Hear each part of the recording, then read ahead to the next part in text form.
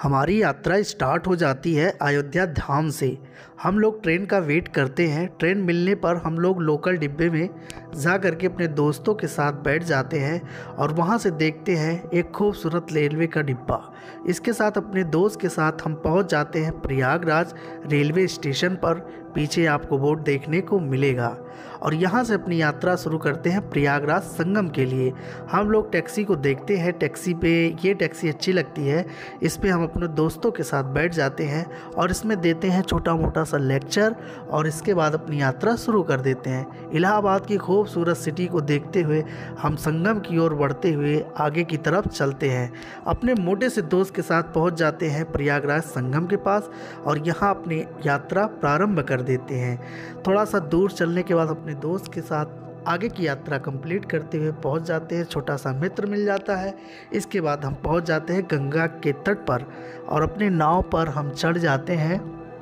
यहाँ से अच्छा सा पोज देकर हम लोग चलते हैं गंगा संगम की ओर और यहाँ पर ये पास की नाव मुझे देखने को मिलती है। इसके बगल ये हमारी नाव है।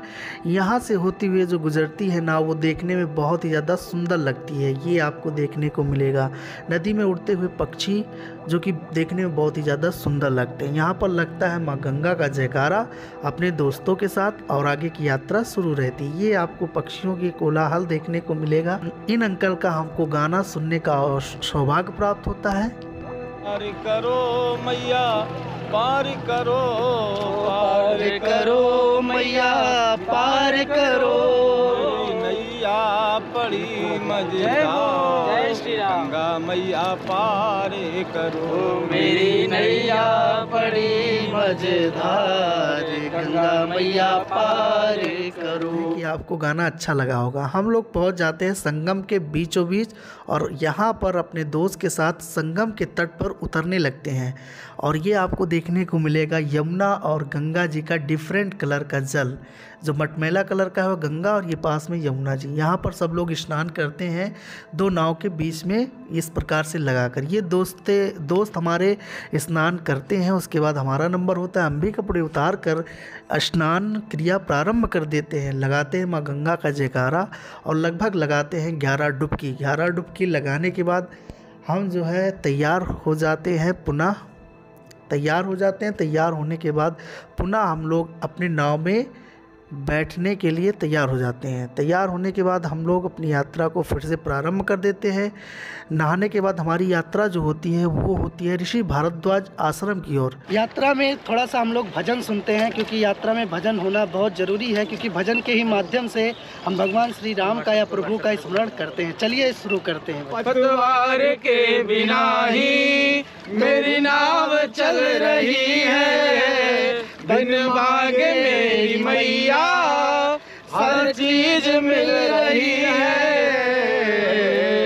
अब क्या बताऊं मैया, अब क्या बताऊं मैया, आराम हो रहा है। अब क्या बताऊं मैया, आराम हो रहा है। अपने नाव से उतर जाते हैं और आगे की यात्रा हम फिर से शुरू करते हैं। इस तरीके से उससे पहले हम आपको दर्शन कराना चाहेंगे बड़े हनुमान जी का। बड़े हनुमान जी के मंदिर में हम लोग उतारते हैं सूज उतारने के बाद आगे की यात्रा प्रारंभ करते हैं और ये मंदिर का प्रांगण आपको देखने को मिलेगा बड़े हनुमान जी का। प्रवेश द्वार के अंदर घुसने के बाद अंदर चलते हैं और ये आपको दर्शन करने को मिलेगा श्री हनुमान जी का, बड़े हनुमान जी लेटे हुए।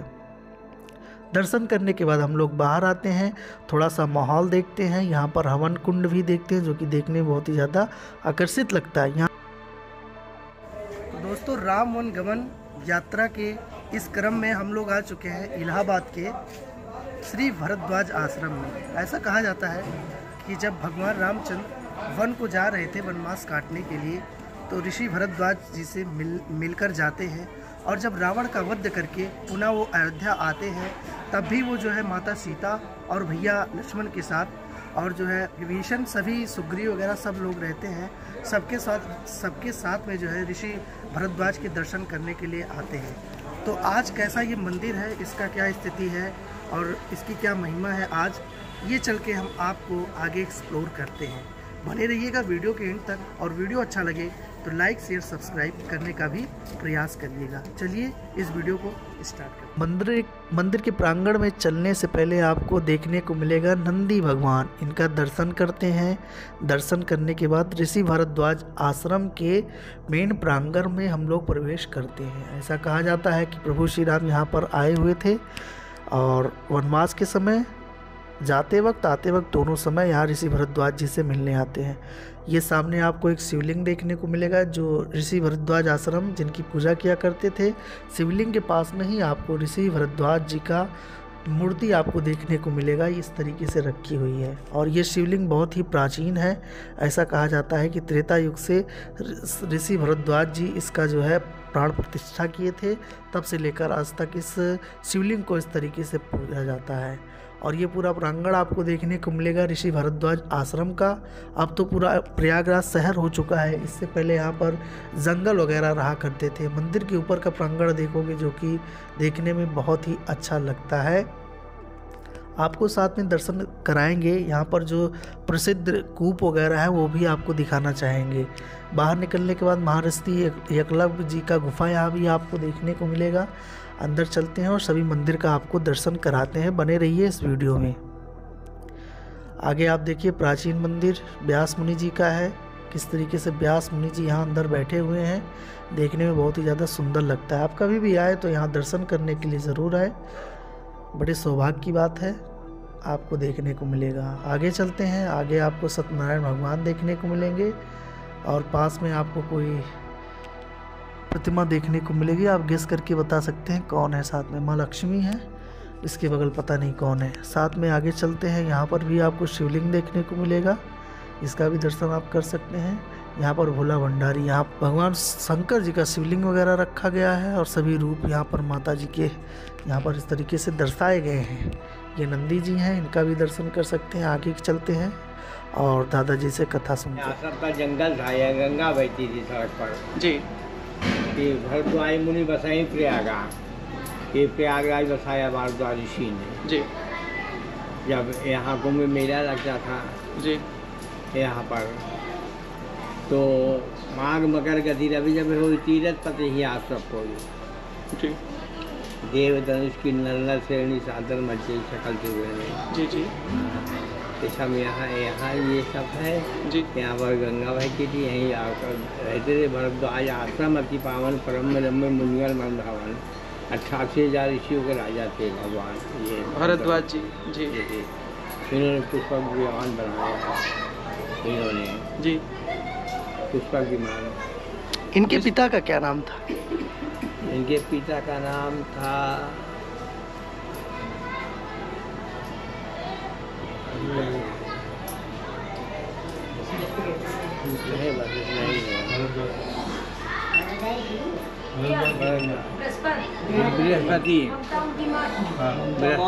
बृहस्पति इनके पिता देवगुरु बृहस्पति। हाँ